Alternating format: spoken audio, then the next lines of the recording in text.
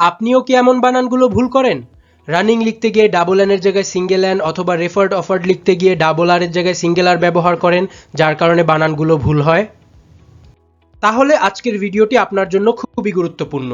আজ আমি এমন একটা সহজ নিয়ম দেখাবো যেটা জানলে আর এই ভুল হবে না।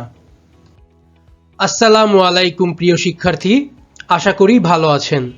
স্বাগতম লার্ন ঝটপটের নতুন একটি ভিডিওতে। আজ আমরা শিখব ইংরেজি বানানের গোপন logic, consonant doubling rule. Consonant doubling rule একটি প্যাটার্ন বেসড সিস্টেম। এই রুলটি একবার আয়ত্ত করতে পারলে আপনি আর কখনোই ভুল করে রানিং বানানে ডাবল এন এর জায়গায় সিঙ্গেল এন এবং বিগার বানানে ডাবল জি এর জায়গায় সিঙ্গেল জি লিখবেন না। তাহলে চলুন নিয়মটি শুরু করা যাক। Single syllable rule. যাদের সিলেবল সম্পর্কে ধারণা নেই তারা উপরের আই বাটনে ক্লিক করে ভিডিওটি দেখে নিতে পারেন। তাহলে আশা করি সিলেবল সম্পর্কে আপনাদের ধারণা হয়ে যাবে। এখন চলুন নিয়মটি দেখা যাক। যদি একটি ওয়ান সিলেবল শব্দ নিচের শর্তগুলো মানে, অর্থাৎ প্রথমে কনসোনেন্ট থাকে, দেন ভাওয়েল থাকে, দেন আবার কনসোনেন্ট থাকে এবং এই প্যাটার্ন ফলো করে এবং একটি পরে সাফিক্স থাকে, যেমন আইএনজি, ইডি অথবা ইআর ইত্যাদি থাকে, তবে শব্দের শেষের কনসোনেন্টটি ডাবল হবে। যেমন এখানে খেয়াল করুন, আর হচ্ছে প্রথম একটি কনসোনেন্ট, ইউ পরে ভাওয়েল, দেন আবার কনসোনেন্ট আছে এন, রান। এরকম ওয়ান সিলেবল যুক্ত ওয়ার্ডগুলো যদি সিভিসি প্যাটার্ন ফলো করে এবং শেষে সাফিক্স যুক্ত হয়, তাহলে আমরা শব্দটির শেষের কনসোনেন্টকে ডাবল করে লিখব। যেমন রান থেকে রানিং লেখার সময় শব্দটি খেয়াল করুন। রান, প্রথমে আর আছে যা কনসোনেন্ট, পরে ইউ আছে যা ভাওয়েল, পরে এন আছে যা কনসোনেন্ট, অর্থাৎ সিভিসি প্যাটার্ন ফলো হয়েছে। তাই আমরা আইএনজি যোগ করে সাফিক্স বসালে শব্দটির শেষের কনসোনেন্ট ডাবল লিখব, যা হবে রানিং। ঠিক একইভাবে সিটিং লেখার সময় ডাবল টি, বিগার লেখার সময় ডাবল জি এবং স্টপড লেখার সময় ডাবল পি বসবে। তবে একটি সতর্কবার্তা, শব্দের শেষে যদি ডাব্লিউ, এক্স অথবা ওয়াই থাকে তবে সেগুলো কখনোই ডাবল হয় না। যেমন প্লে, বক্স, স্নো ইত্যাদি শেষে যদি আইএনজি হয় তাহলে আমাদের ওয়াই, এক্স এবং ডাব্লিউ কিন্তু ডাবল হয় না। প্লেয়িং, বক্সিং, স্নোয়িং তখন নর্মালি বসে। এখন কিছু এক্সেপশনস দেখে নেওয়া যাক। যদি কোনো শব্দে ডাবল ভাওয়েল থাকে, অর্থাৎ শব্দের মাঝে যদি দুইটা ভাওয়েল থাকে, তাহলে সেই শব্দের শেষের কনসোনেন্টটি ডাবল হয় না। যেমন রেইন থেকে রেইনিং লেখার সময় আমরা শেষের অ্যান অর্থাৎ কনসোনেন্টটি ডাবল লিখি না, কারণ রেইন শব্দের মাঝে এ এবং আই আছে যা ডাবল ভাওয়েল অর্থাৎ দুইটি ভাওয়েল আছে। ঠিক একইভাবে লুকের ক্ষেত্রে এখানে লুকের মাঝখানে ডাবল ও আছে অর্থাৎ ডাবল ভাওয়েল আছে, তাই লুকিং লেখার সময় আমরা ডাবল কে ব্যবহার করি না, অর্থাৎ কেটা কনসোনেন্ট এবং কনসোনেন্টটি ডাবল হয় না। এখন আসা যাক মাল্টি সিলেবল রুলে।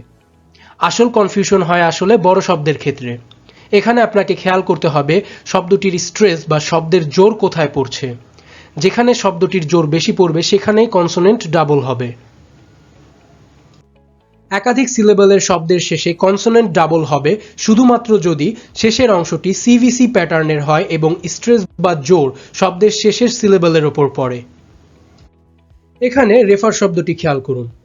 রে, ফার, রেফার, এখানে দুটি সিলেবল রয়েছে কিন্তু জোরটা এসেছে ফারের ওপর, রে ফার, রেফার।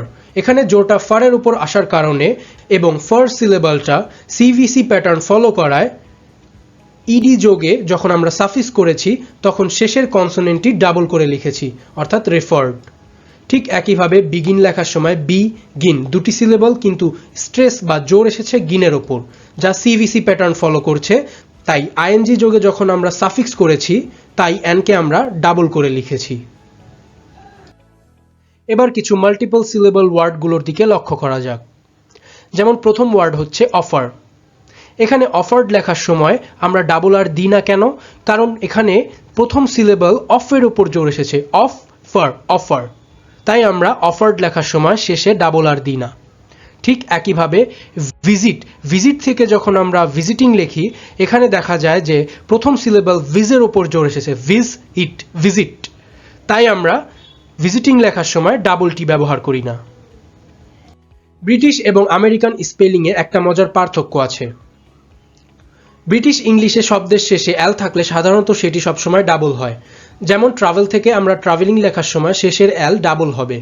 কিন্তু আমেরিকান ইংলিশে সাধারণত সিভিসি নিয়মই ফলো করা হয়, অর্থাৎ একটি এল বসে, ট্রাভেলিং। আপনি যে কোনো একটি নিয়ম ফলো করতে পারেন, তবে সব জায়গায় একই নিয়ম রাখা ভালো। বন্ধুরা, আজ আমরা যা যা শিখলাম। শব্দটি ছোট হলে এবং সিভিসি প্যাটার্ন ফলো করলে শেষের অক্ষরটি ডাবল হবে, আর শব্দটি বড় হলে শেষে জোর পড়লে তবেই শব্দটির শেষের অক্ষর ডাবল হবে।